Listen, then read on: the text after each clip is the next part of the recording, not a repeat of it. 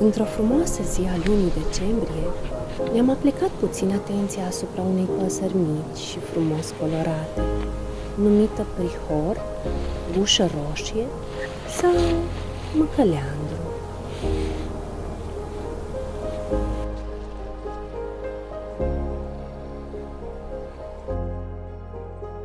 O pasăre despre care am aflat că unele popoare o consideră simbol al Crăciunului.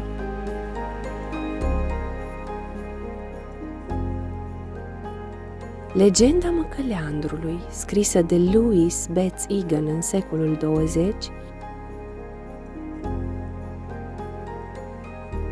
ne vorbește despre faptul că o micuță pasăre cenușie numită gușă roșie a fost singura vietate dispusă să o ajute pe Maica Domnului să mențină aprins focul ce încălzea ieslea în care se născuse Mântuitorul.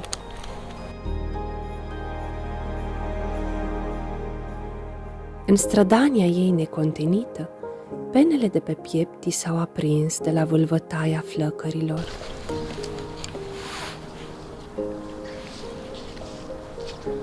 Maica Domnului a fost cea care a hotărât ca ele să rămână de culoare roșie, în amintirea acestui gest plin de noblețe.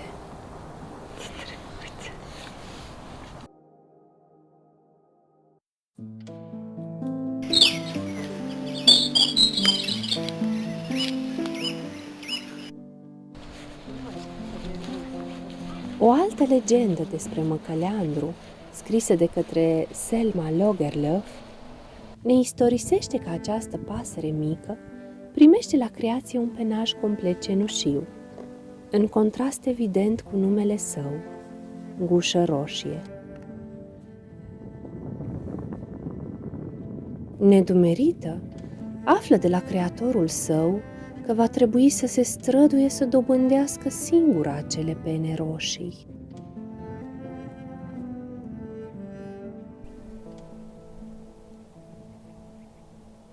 Primul lucru pe care îl face e să-și construiască cuibul în ramurile unui măceș, nădăjduind că roșeața acestuia îi va colora penele.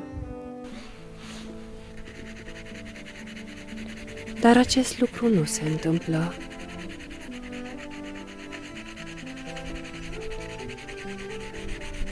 Iubind apoi cu înflăcărare o altă pasăre ca ea, crezu că pieptul i s-a înroșit. Dar nici de data aceasta nu izbuti.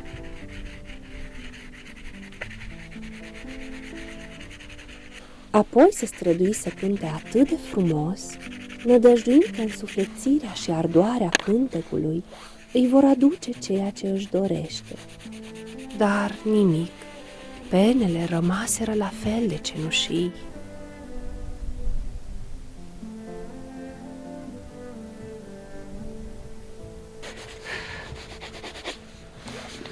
Următorul gând a fost să lupte, nădăjduind că vitejia și curajul îi vor colora penajul.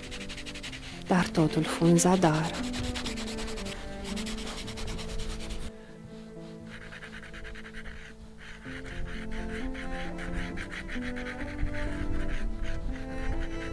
Să iubească, să cânte, să lupte. Ce mai putea face? Situația îi se părea fără ieșire.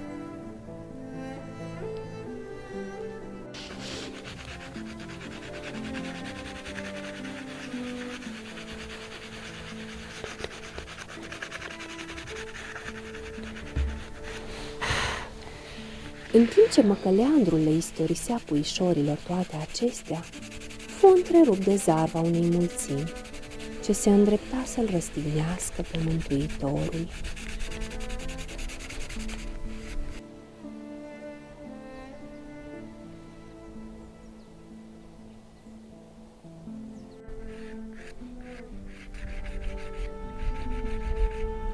Mila pe care o simți în acel moment pentru suferința celui răstignit pe cruce deveni salvarea lui.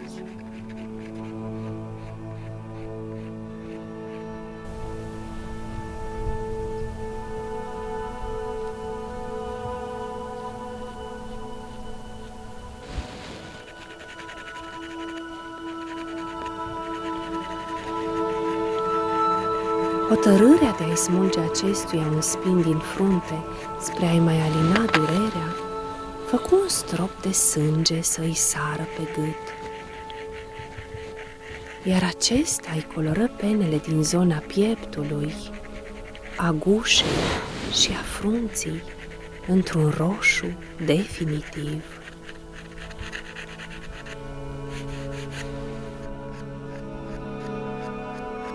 Spre bucuria lui și a întregului său neam.